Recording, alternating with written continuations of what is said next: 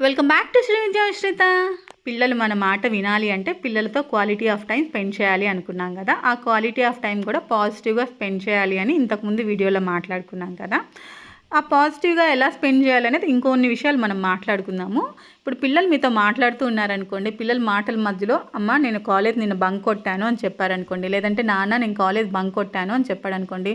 College bunk కొడతావా, లక్షలు లక్షలు బట్టి నేను చదివిస్తుంటే ఎంత కష్టపడుతుంటే మేము నువ్వు ఇట్లా పనికిమాలిన తిరుగులు తిరుగుతావా, ఇలా మాట్లాడకుండా నిన్న కాలేజ్ బంక్ కొట్టావా, అరే నిన్న నాకెందుకు చెప్పలేదు, ఏమైనా ఇంపార్టెంట్ క్లాసులు ఉన్నాయేమో, ఇలా బంక్ కొడితే క్లాసులు మిస్ అవుతావేమో, నాన్న చాలా కష్టపడుతున్నారు కదా మనం చదివించడానికి, ఈసారి ఎప్పుడైనా బంక్ కొట్టా అంటే ముందు నాతో చెప్పు.